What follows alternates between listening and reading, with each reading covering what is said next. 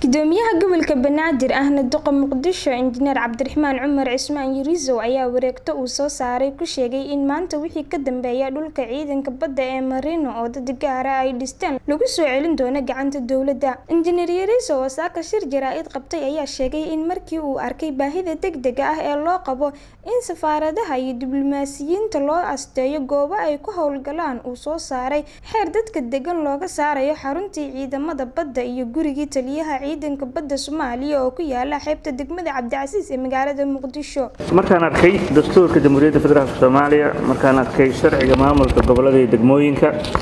markaan arkay sharciga dhulka iyo dhismaha gobolka Banaadir, xeerka badaha, sidoo kale markaan hubsaday inay laga maarmaan tahay in dib u hagaajin lagu sameeyo qorshaha guud ee master plan-ka ee caasimadda, markaan xaqiiqsaday baahida degdega ah ee loo qabo in safaaradaha iyo diblomaasiyiinta loo asteeyo goobo ay ku howlgalaan, waxaan soo saaray xeerkan. waxaa cid allaale iyo ciddii ay qusayso lagu wargelinayaa in xaruntii ciidamada badda ama ex-marine loo yaqaanay ee degmada Cabdicasiis iyo gurigii taliyaha ciidamada baddaba iyo dhulka dhanka dambe ilaa iyo xeebta badda loo asteeyay goob ama deegaan diblomaasi ah, dhulkaas oo ahaa dhul dawladeed dan guud loogu talagalay markii horeba.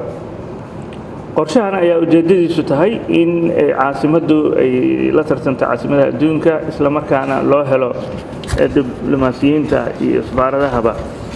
goobo ay uga howlgalaan dalka iyo si loo soo celiyo bilicda caasimadda.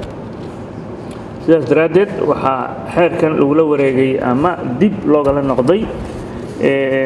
dadka dukumentiyada u haysta dhulkaas, maadaama dhulkaas uu markii horeba ahaa dhul dan guud ah. sidoo kale waxaan hay-adaha dowladda federaalka ku wargelinayaa inay joojiyaan dhulalka ay bixiyaan ama ay siiyaan fasaxyo dhismo ee magaalada bacdama dowladdu ay u wakiilatay dowladda hoose xamar iyo duqa magaaladaba inuu mas'uul ka yahay dhul bixinta iyo fasaxaba. ugu dambeyntii cid allaale ciddii amarkan jabisa ama u hoggaansami weysa waxaa lala tigsan doonaa sharciga. sidoo kale waxaan ognahay in dhulkaas aan ka hadlayno dad mas'uuliyiin ah ay ku jiraan taliyaashii hore ciidamada qalabka sida kala duwan inay guryo ka samaysteen, dabaqyo ka dhisteen, taasna runtii ay fadeexo weyn nagu tahay dhammaan mas'uuliyiinteena iyo dowladdaba. shakhsi mas'uula dowladda ka tirsan ama ka tirsanaan jiray in uu dantiisa ka fikiro waxa ka wanaagsan danta guud. shacabkeennii masaakiinta ayaa u maqan haddii annaga mas'uuliyiinteennii qofkii xil qabtaba uu guriguruba iska dhisanayo ama goobihii danta guud u isticmaalayo dano shakhsi ah. sidaas daraaddeed waxaan rajaynaynaa maanta wixii ka dambeeya inuu xeerkan dhaqangeli doono. warbaahintana waxaan ka codsanaynaa arrintan waa arrin dan guud, waa arrin muhiim u ah bulshada,